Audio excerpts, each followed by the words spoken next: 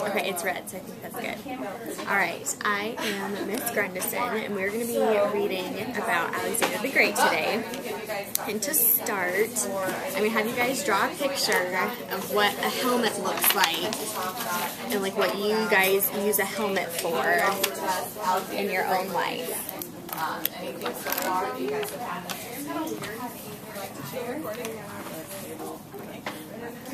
Okay, so to start off, I'm going to hand you out a worksheet. On the worksheet, there's 3 words. So we have helmet, hat, gown, trireme. So I'm going to have you guys think in your head right now. Don't write a wrong answer, but as I say the word, the first picture that comes to your mind, you're going to draw. Give me a thumbs up when you're done. For about a minute, okay? So helmet, and draw whatever comes to your mind. Okay. Alright, so what are some of the things that you guys use a helmet for? I wrote a baseball helmet to protect your head from getting hit with a baseball. That's great. What about you? Football helmet so you don't get a concussion. And what about you? Horseback riding. Horseback riding? Awesome.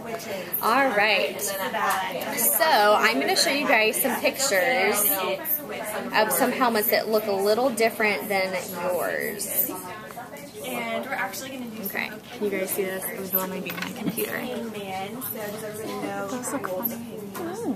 Interesting. What are some differences between these helmets and the ones that you guys see? They have things sticking out at the top. Okay, what are they made out of? Steel or metal. Metal. Why do you think that is? Do you think it's because whatever they were using it for, they needed a lot of protection? Okay. Alright, and let's make a prediction about how long ago you think that these helmets were used. 100 years ago. 100 years ago? What about you? 300? 1,000 years ago. 1,000? You were close. These helmets were actually used over 2,300 years ago, so a long time ago. Helmets like these were worn by a king of a country called Macedonia. Do you guys know where Macedonia is? No, I have a map for you. The country actually doesn't exist anymore, but it was right in this area, and this is Europe. Do you guys know where Europe is? In Asia. So it's kind of in that area, and here's Africa right in here. Okay, so we're going to read 2 different stories or legends and use them as evidence to answer the question, how great was Alexander the Great? And if you guys want to flip over your worksheet, okay, reading over. But some of the words that are going to be in this story are about 2,300 years old, just like the helmet. So some of the words you guys might not understand, I wrote them down on here. And as before we start, I'm going to have you draw a prediction about what you think each word means. And then once we read the story, we're going to stop and go over the words, and we're going to define it as we read the story. So you guys can draw your pictures real fast about your predictions about what the words might mean. Speaking of yeah, it's a cleaver. In Florida, a tornado bill. We had it once.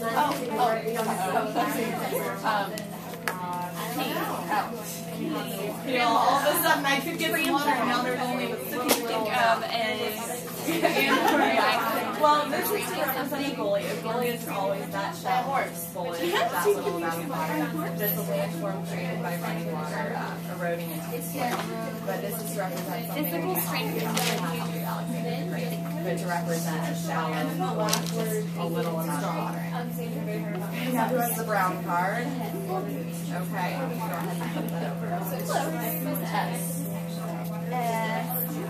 Okay, everybody stand up and start marching. So we're going to take a look at the march in place.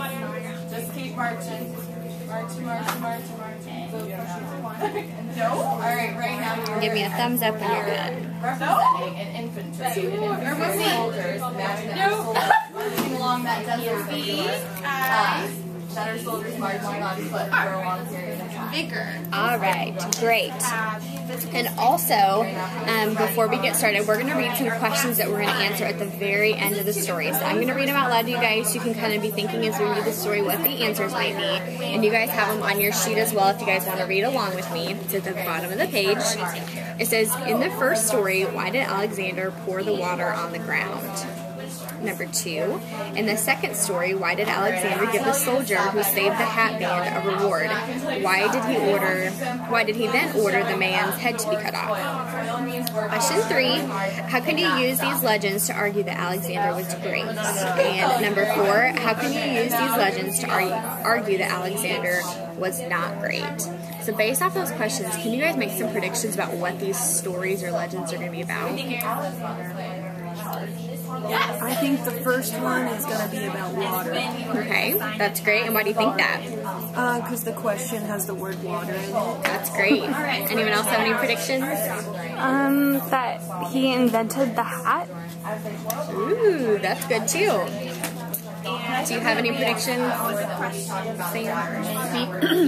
Maybe the soldier did something to upset Alexander. Okay, that's great. Alright, so we're going to go ahead and start reading the stories. I want you guys to follow along with me as we go. And before we start reading, I just have to read a little note.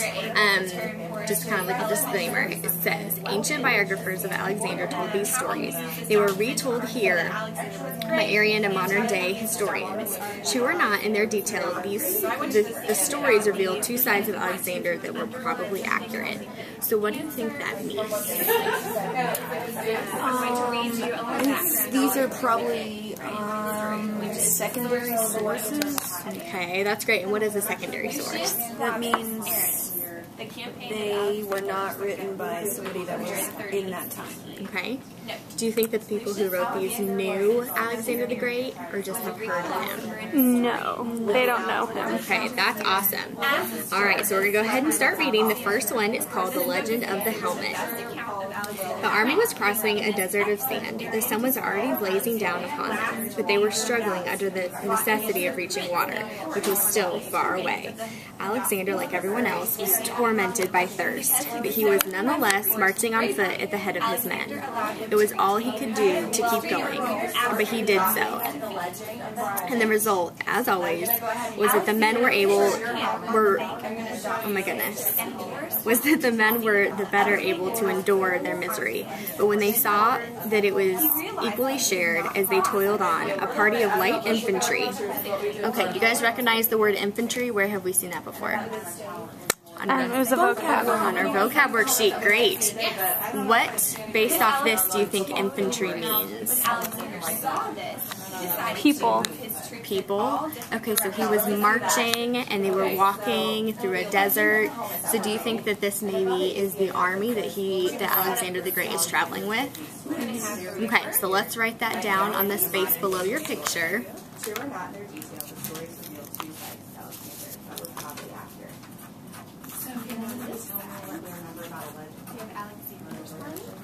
Okay. Alright, so now we're going to continue. As they toiled on, a party of light infantry, which had gone off looking for water, found some, just like a wretched little trickle collected in a shallow gully. Okay, do we recognize that word gully? You've seen that on our vocab worksheet as well. Based off this and the context clues, what do you think a gully is? I think like a small puddle. Okay, why do you think that? Because it said that the little trickle of water collected in a shallow gully. So I thought a collection of water would be a puddle. Yeah, that's great. And they're really thirsty and they're in a desert. So do you think a desert has an ocean or a river that they could drink out of? No. Nope. So that's a great definition. So let's write that one down. A small creek.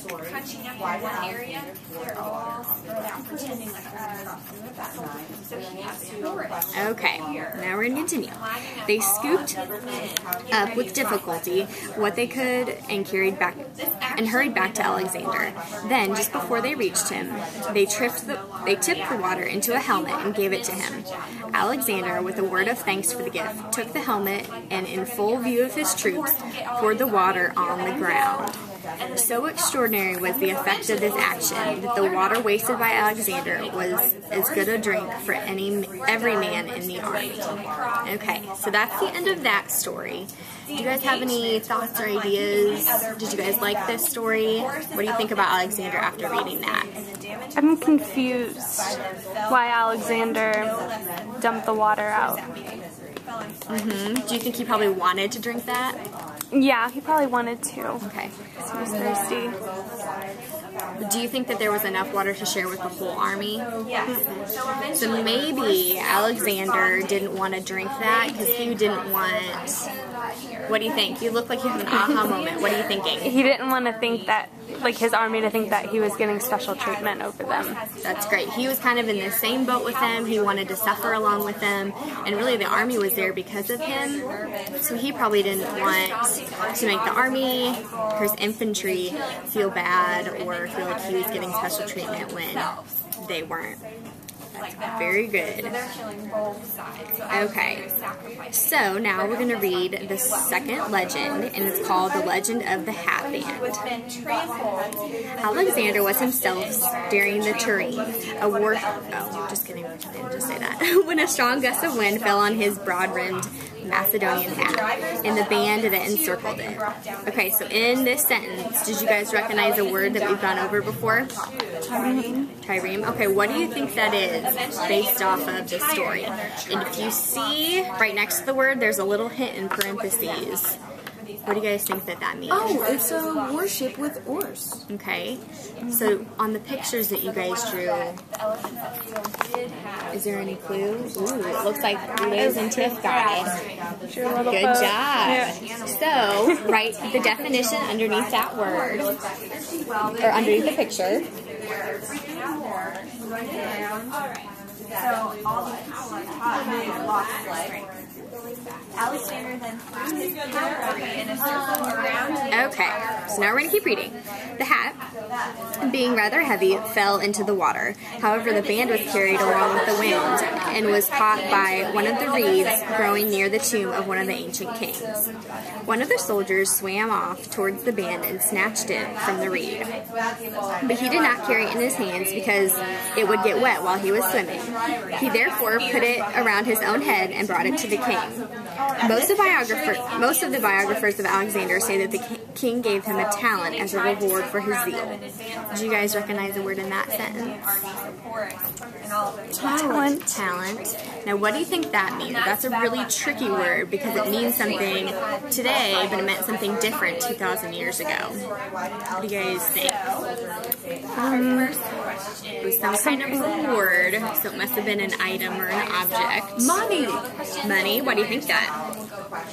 That's just a guess.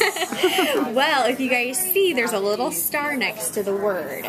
And usually what that means is there's a little clue somewhere written on the page that the author wrote for us to give us a hint about what it means. And it says at the very bottom it was more than $10,000. Can you imagine getting $10,000 for getting someone's hat out of the water? It'd be nice. That'd be pretty cool, right? Alright, we're going to keep reading. Okay, so I'm going to reread that sentence. Most of the biographers of Alexander say that the king gave him a talent, or $10,000, as a reward for his zeal. Then he ordered his head to be cut off. The prophets had explained that he should not allow the head that had worn the royal band to be safe.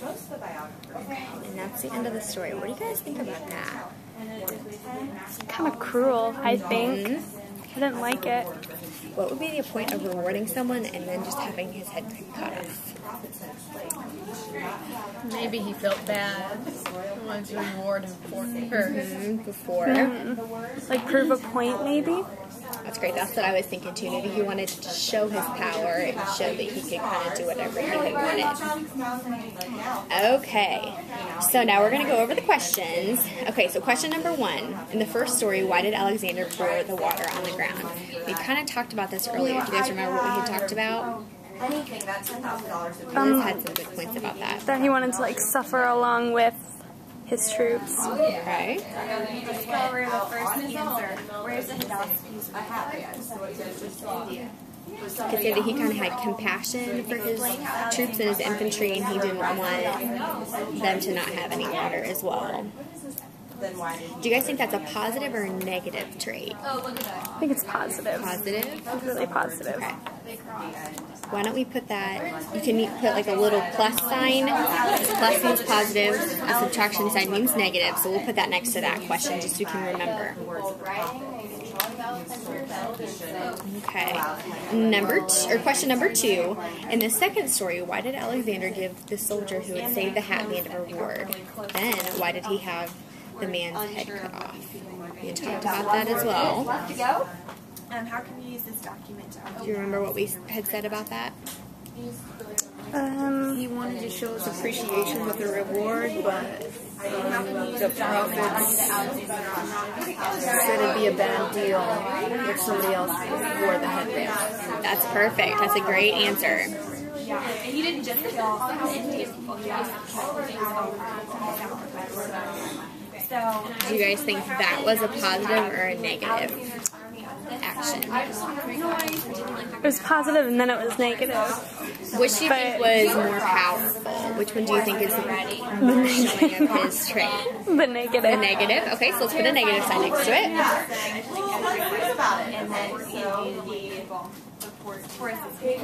Okay, and then question number 3. How can you use these legends to argue that Alexander was great? So what are some great things that we read about Alexander in these 2 stories? it's time to wrap it up. Rewrite. He supported his men. So how you would Okay. want it to end, or what happens next? What happens to the rest of people? Where does Alexander Anything else? heard in the beginning?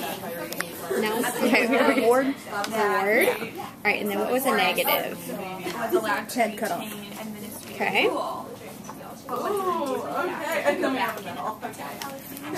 Alright, so kind of to wrap up, we learned a lot about Alexander. Explain it right now. Okay, my extension activity would just be a Venn diagram just to kind of reiterate the positives and negatives of attributes based off the stories of Alexander the Great. That's it.